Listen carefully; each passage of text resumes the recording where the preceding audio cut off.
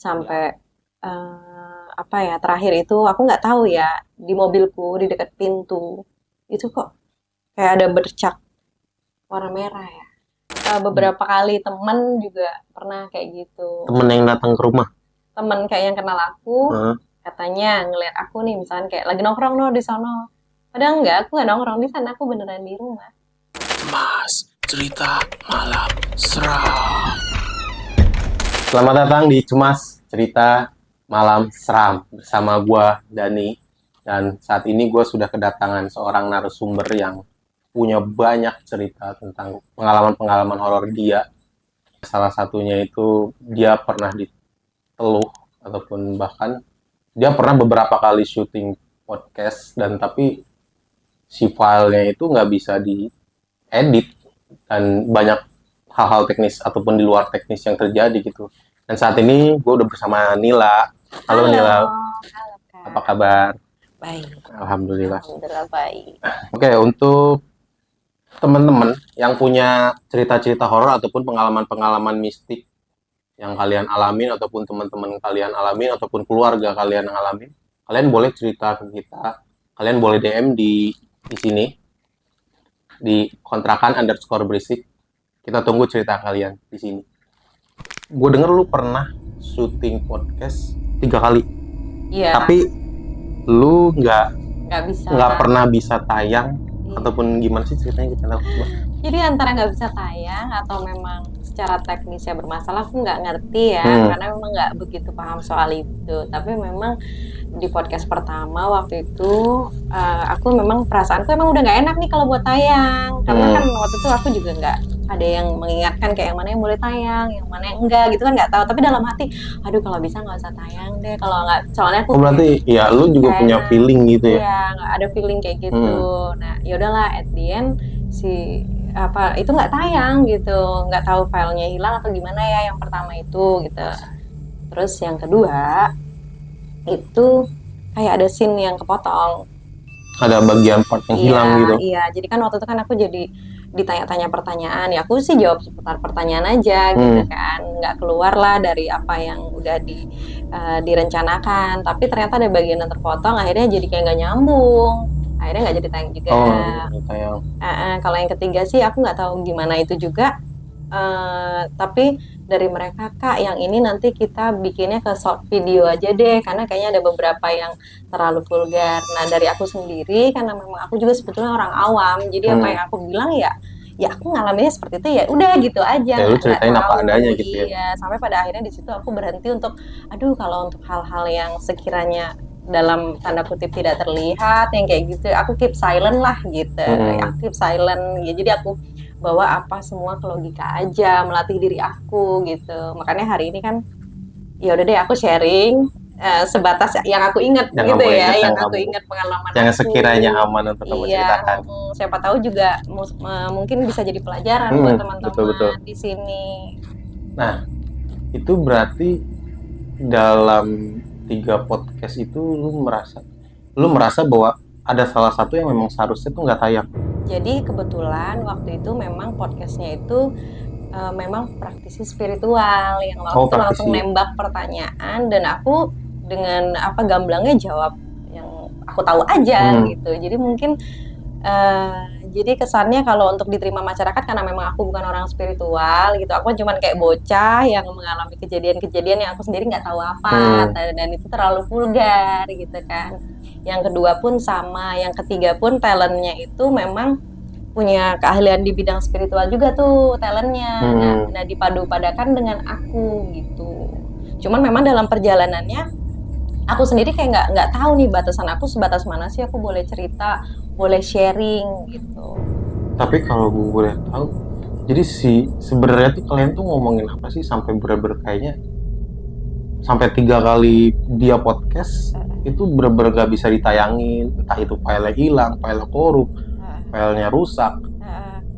Kalau yang pertama itu aku ngomongin leluhur. Ngomongin dulu yang episode pertama itu, yang episode podcast pertama. Notabene kan aku orang Jawa, dan memang kalau kakek-kakekku itu memang sering menceritakan kan, kayak dari turun-temurun diceritakan. Jadi memang itu udah jadi konsumsi kita dari kecil. seputar seperti ini keturunan dan lain sebagainya.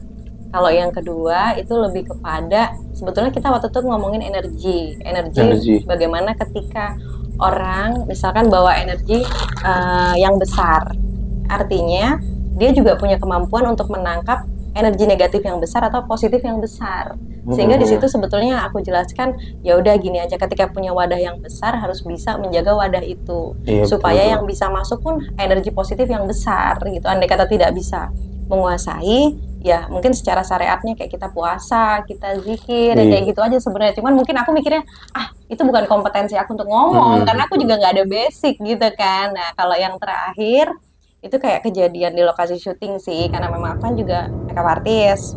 Oh yes.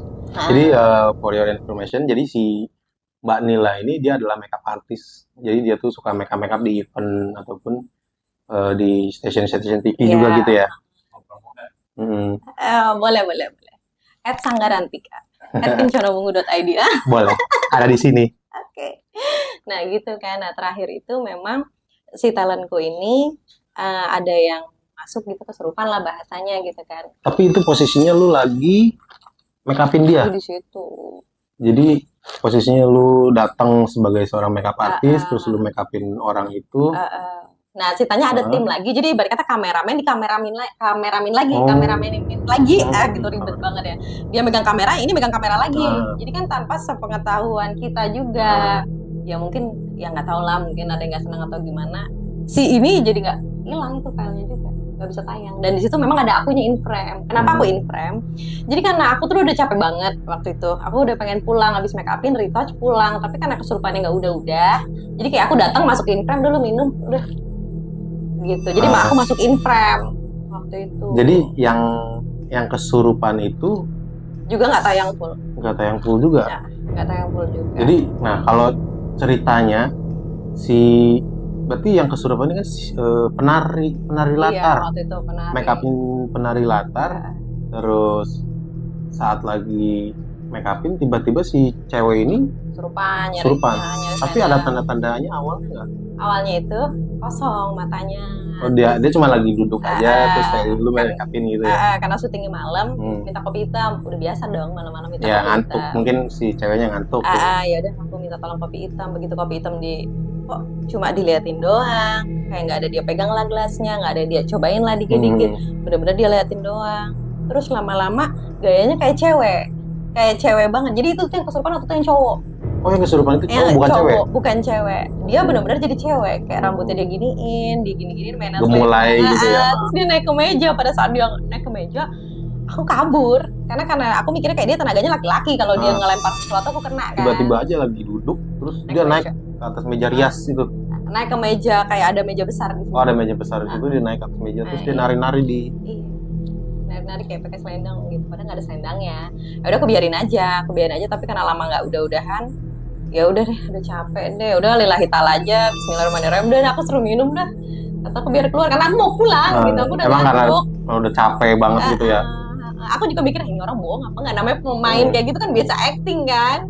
Aku bawa ke logika tuh, ternyata beneran kata dia. Tapi jadi itu tuh dia pas proses kesurupan itu langsung dikasih lu minum? Enggak, pertama kayak udah ada, kan namanya di lokasi itu pasti ada yang ngamanin situasi tuh kayak apa namanya ya, yang mengkondisikan supaya aman lah ya gitu. Ada beberapa orang lah di situ.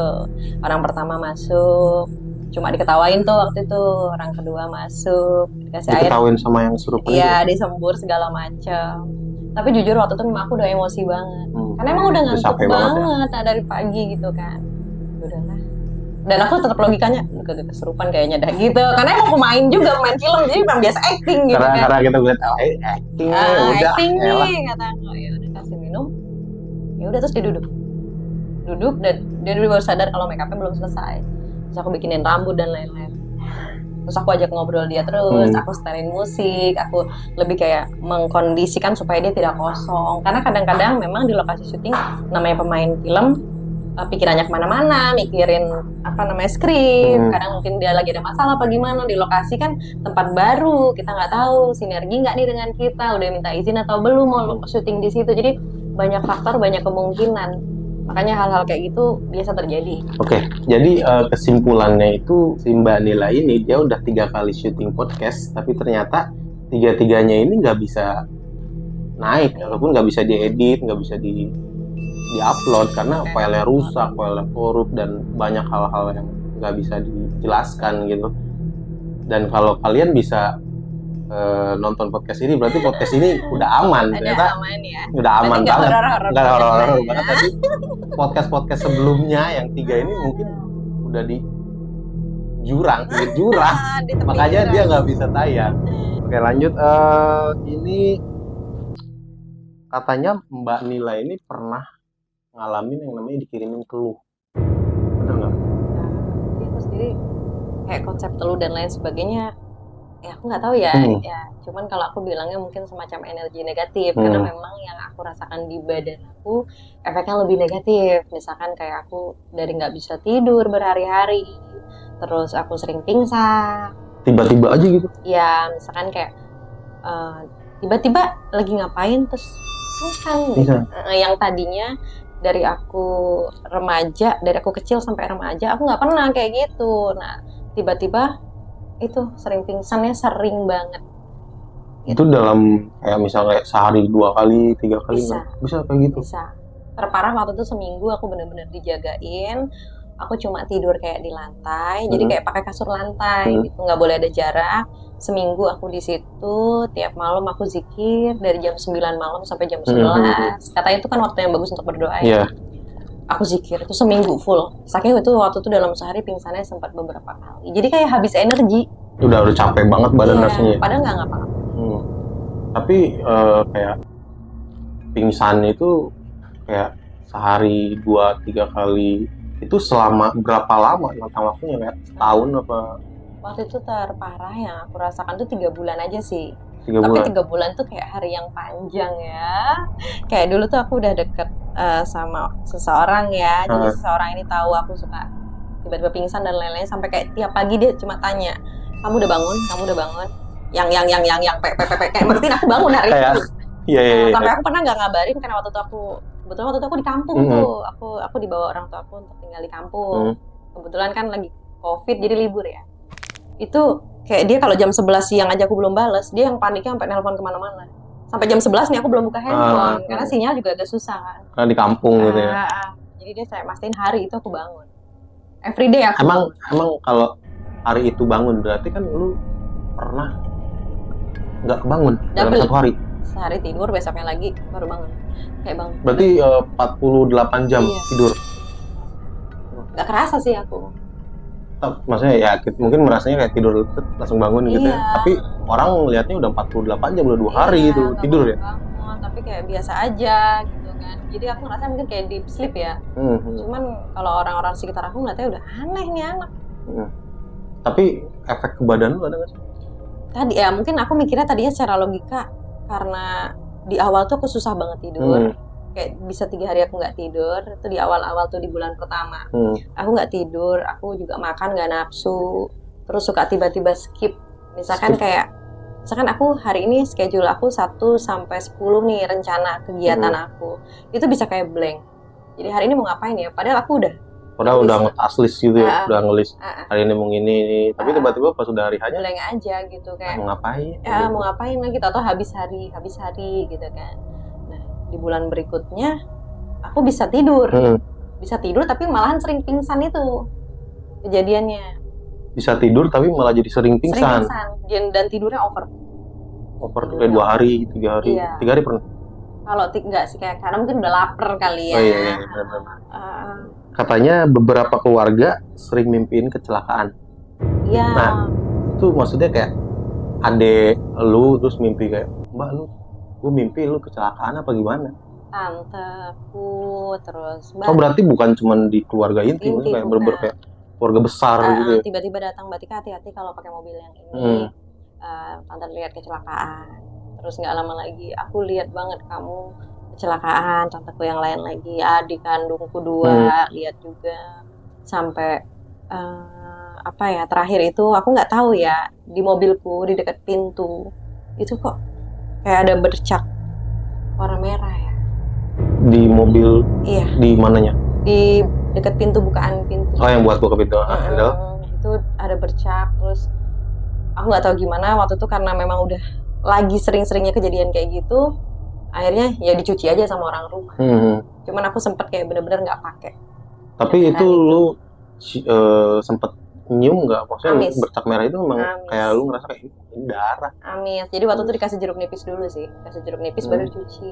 Oh. Itu pernah, jadi pernah lah 3 bulan itu yang betul-betul intens.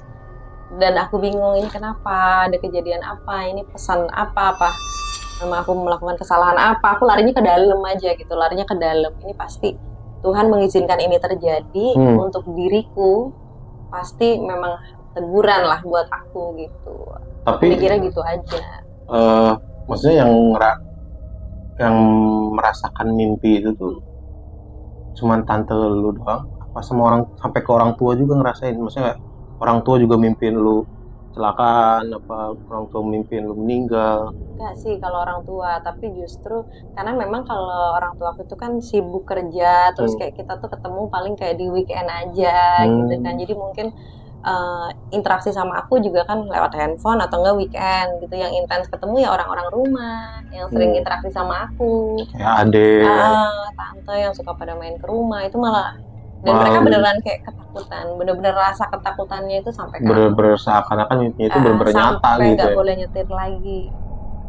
Dan aku beneran kecelakaan waktu itu, pernah. Oh, pernah kecelakaan juga? Jadi beneran? ceritanya aku kuliah ya waktu itu pagi, aku nggak tahu, aku ngantuk. Aku ngantuk aja, tahu-tahu pas aku bangun udah di belakang truk tuh mobilku depannya bumper hancur.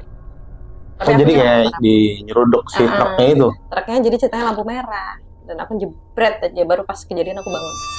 Kayak orang-orang, kamu tidur jadi ya? Tidur. Skip itu yang skip yang lu ceritain itu ya? Skip. Kayak tiba-tiba lu blank tiba-tiba langsung ngajar belakang mobil ya? Itu aku yang beneran kapok sih akhirnya. Kayak kemana-mana kalau nggak naik angkutan umum dianterin. Naik angkutan umum pun pernah takut. Jadi bawaannya tuh kayak was-was segala macam. Oh, jadi parno takut. Ini kayak aku ngerasa kayak di luar tuh nggak aman gitu. Ada kemana-mana aku dianterin. Berarti sampai sekarang lu nggak pernah berani bawa mobil sendiri? Sekarang berani, tapi apa ya, lebih secure kalaupun ada yang nemenin aku 1 atau 2 orang. Di samping aku kemanapun aku pergi ada 1 atau 2 orang yang memang kerabat aku gitu. Tetap akhirnya was-wasnya sampai hari ini. Tapi sampai sekarang masih sempat ngerasain skip ataupun pingsan lainnya? Kalau sekarang, kalau pingsan alhamdulillah udah enggak. Kalau skip masih kadang-kadang. Masih. Kayak contohnya misalkan ya tadi aku bilang padahal hari ini jam sekian aku harus di sini, jam sekian harus di sini, tapi bisa ke distract. Jadi ngelong, terus akhirnya ini jadi kayak berantakan. Jadi kayak berantakan schedule-nya hari ini. Schedule-nya berantakan. Jadi efeknya jadi panjang kalau sekarang. Nah, terus katanya Nila ini pernah dikirimin pernah apa namanya? Ngelihat apa dikirimin api itu kayak banaspati atau apa? Oh, kalau itu sih adalah salah satu anggota keluargaku. Oh. Jadi kayak malam-malam nih kita lagi tidur bareng-bareng. Karena memang aku dari kejadian itu nggak berani tidur sendiri. Kebetulan di rumah itu kan ada kayak jendela gitu ya. Ada bayangan itu. Aku nggak bisa lihat. Tapi ada salah satu anggota keluargaku yang bisa lihat. Terus besoknya dia demam 3 hari. Ya udah, kalau udah kayak gitu, biasanya kita sama-sama semua orang rumah berdoa. Kita berdoa. Tapi demamnya itu berapa hari? 3 harian. 3 harian? Selama 3 hari itu demam? Demam. Tapi lu nggak ngerasain apa-apa? Kalau akunya waktu itu enggak. Kalau yang kejadian itu akunya nggak kenapa-napa, tapi yang ngelihat itu. Yang ngelihat itu justru yang kena ya? Yang sakit. Nah, terus katanya orang rumah itu sering banget ngelihat kayak sosok Nila, tapi sebenarnya Nila itu nggak ada di rumah itu. Maksudnya entah Nila lagi di kamar misalkan, terus tiba-tiba ada Nila ngelihat ada Mbak Nila di dapur gitu, apalagi kamar mandi. Itu gimana sih ceritanya? Aku juga bingung. Kan pertamanya aku tuh orangnya emang dasarnya manja, suka ngambek. Aku tuh kalau udah ngambek nggak ngurung diri di kamar. Ya udah ngurung diri nih. Aku nguping dari luar. Tadi Tika ternyata berangkat tuh ke depan tuh, tadi aku lihat dia naik motor. itu orang halusinasi kayaknya gitu kan. Biar aja aku tetap tuh ngurung diri. Terus nggak lama lagi tanteku yang satu, enggak, dia tadi jalan ke depan lewat sana. Bodo amat, aku masih kayak gitu. Tapi lama-lama aku mikir, ini orang kenapa ya? Atau aku yang kenapa ya? Iya. Nah, aku nggak tahu tuh kalau kejadian itu. Beberapa kali temen juga pernah kayak gitu. Temen yang datang ke rumah. Temen kayak yang kenal aku, Heeh. katanya ngeliat aku nih, misalnya kayak lagi nongkrong no di sono. Padahal enggak, aku nggak nongkrong di sana, aku beneran di rumah. Aku sih nggak tahu itu hanya mirip apa gimana. Cuman mereka itu ya karena mereka meyakini banget, jadi mau melakukan pembelaan pun aku nggak ada buktinya. Berarti memang bukan cuma 1-2 orang yang melihat sosok Nila dalam tanda kutip Nila yang lain gitu ya. Iya. Kayak ada adek pernah ngeliat gitu, terus kayak tante mungkin orang tua pernah ngeliat juga. Mama mungkin ya. Pernah. Cuman memang karena memang yang dia lihat adalah Tika, Nila gitu kan. Itu yang kayak cuman ya lagi di ruangan apa, jadi nggak melakukan suatu kegiatan yang berbahaya kan. Jadi ya mereka cuman tuh ada di sana kayak absen aja, ada di sini, ada di sini. Gitu tapi aja. emang rumah Nila itu menurut lu sendiri serem apa gimana sih? Kalau rumah, kebetulan aku kan udah pisah rumah nih. Mamaku, aku, adikku pun udah pisah rumah. Sekarang? Gitu. Iya. Jadi kalau dibilang serem, aku percaya setiap tempat itu kan pasti ada yang menjaga lah, yang terdahulu yang kayak gitu. Jadi kalau dibilang serem, ya dibawa enjoy aja. Karena kalau setakut di rumah, mau di rumah siapa lagi? Kalau bukan di rumah mau di pohon. tukeran. Iya, aduh, terbang aku gitu. Terus kalau hal-hal yang paling serem yang menurut lu rasain, yang paling serem yang pernah lu rasain di rumah lu sendiri itu apa sih? Kalau aku sendiri, jadi yang tadi aku bilang, aku kan lebih ke merasakan energi ya. Jadi ketika energinya udah senyap, terus kayak nafas aku udah agak pendek, terus kayak ada suatu pesan atau apa yang mau masuk ke aku tapi aku lawan. Karena memang aku nggak mau dengar gitu. Nah itu buat aku itu serem. Karena kayak tolak-tolakan gitu lah. Iya. Berarti lu tuh salah satu orang yang bisa ngelihat energi. Salah satu energi. Nah, kalau energi, gue sebagai orang awam itu ngelihat energi itu kayak gimana sih maksudnya? Jadi energi apa sih yang kita lihat dari energi itu? Kayak pelangi merahnya, aku lebih ke menghindar, aku nggak ajak ngobrol, aku nggak tanya-tanya udah makan atau belum pun nggak akan aku tanya. Itu aku bilangnya energi bawah. Kalau energi yang memang dia lagi pengen show off, lagi pengen cheerful, lagi pengen dalam arti menunjukkan sesuatu, itu biasanya memang bercahaya kayak gitu. Bercahaya kayak warna merah, ada tingkatan warnanya gitu. Warna kuning, hijau. Nanti kalau makin dewasa, aku biasanya kayak dia warnanya makin kebiru-biruan. Nah, dia udah mulai seimbang tuh. Antara kalau ketika dia marah sama ketika dia damai, dia punya titik tengah tuh.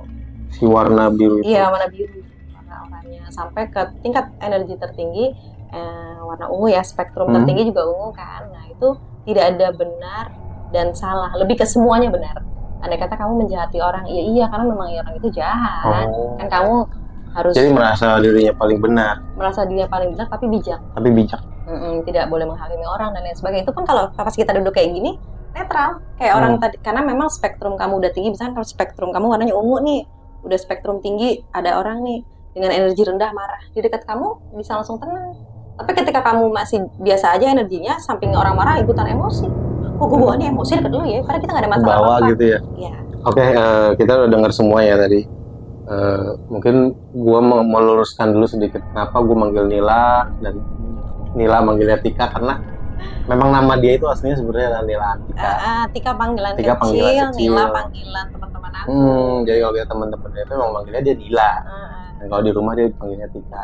Nah, itu kan kita udah dengar cerita dia tentang efek samping dari flu itu gimana. Nah, sekarang gue pengen coba denger dari mana lu bisa sadar atau lu bisa tahu bahwa lu itu diteluh gitu. Nah, katanya orang-orang itu ada beberapa orang yang gak lu kenal katanya datang ke rumah lu. Nah, itu gimana ceritanya? Jadi karena waktu itu aku masih remaja, kayak ada mungkin temennya papa gitu ya datang ke rumah, mungkin punya kelebihan juga gitu. Terus bilang anaknya dijagain kalau malam juga suruh sholat malam. Kalau biasa puasanya juga dijaga karena kayaknya ada sesuatu. Terus ada lagi orang yang nyampein juga sama Tika, kalau bisa kamu istighfar itu nggak kurang sehari itu 3.000 dalam hati, sambil ngobrol sambil apa, kenapa udah pokoknya lakuin aja, nggak usah dijelasin.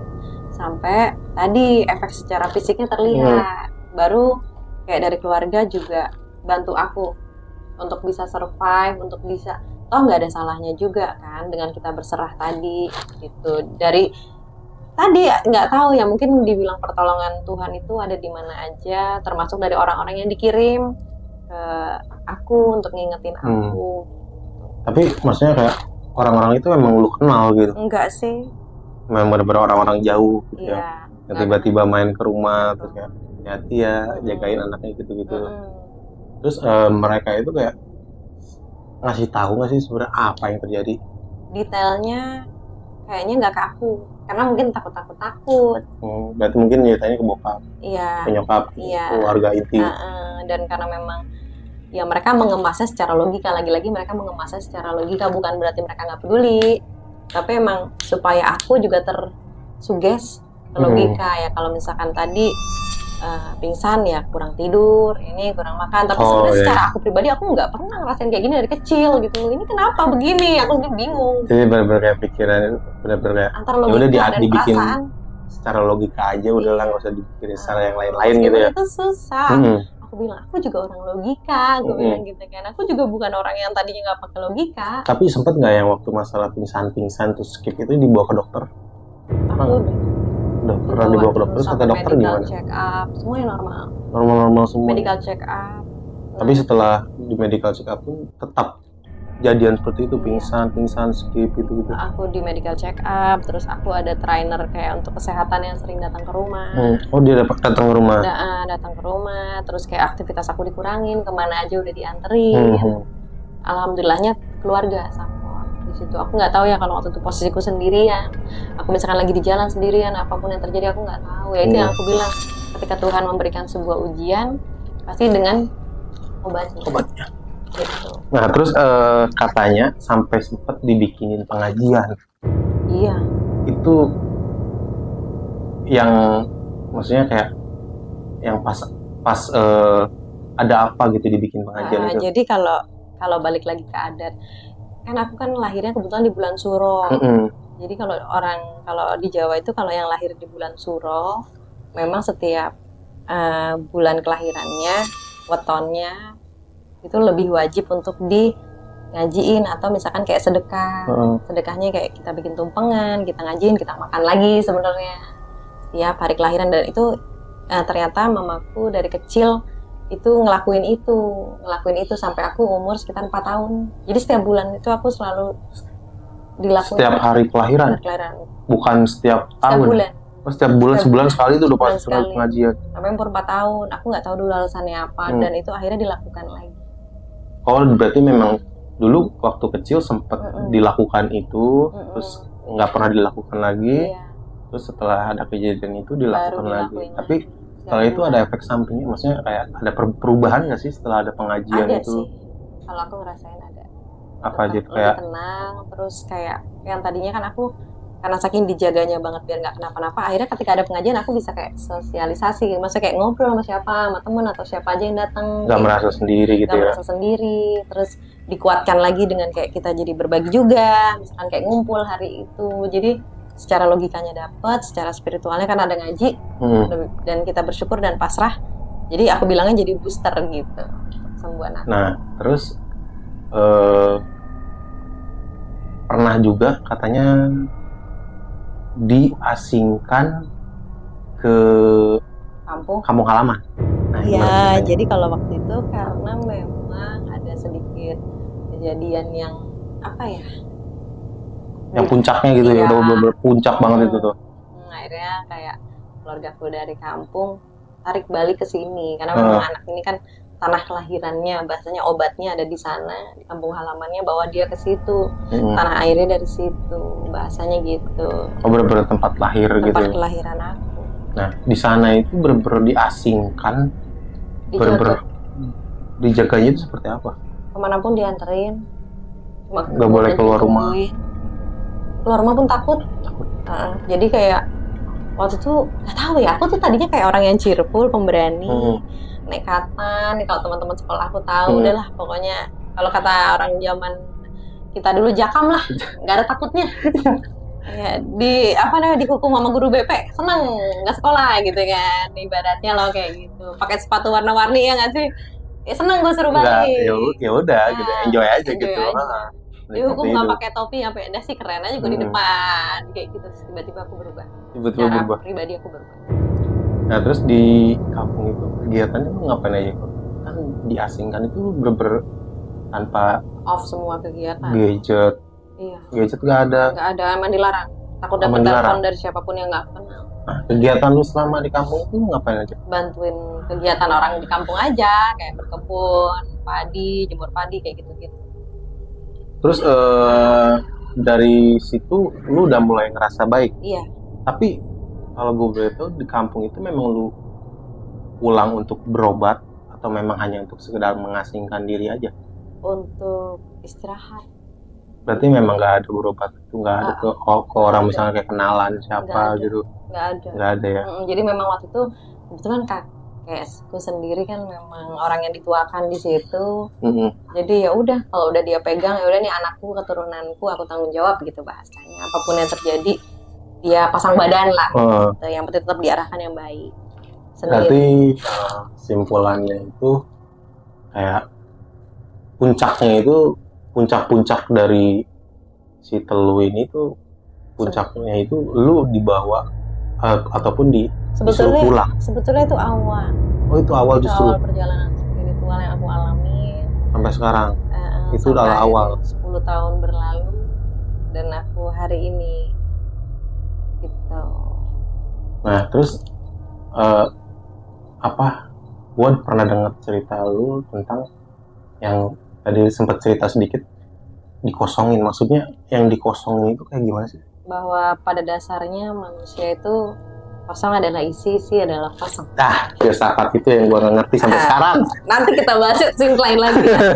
Itu kosong adalah isi adalah kosong. Dan aku suka banget cerita itu sekarang. Oke, sebelumnya terima kasih untuk Nila. Sama-sama. Nila Antika. Untuk sebelumnya ya, ini gue udah izin dulu sama si Nila kalau boleh ngerokok dan dia udah ngizinin ngerokok. Dan buat kalian yang punya cerita ataupun pengalaman horor kalian, boleh kalian DM di sini di @kontrakan_berisik. Jangan lupa like, subscribe, dan komen. Sampai jumpa di episode berikutnya. Dadah.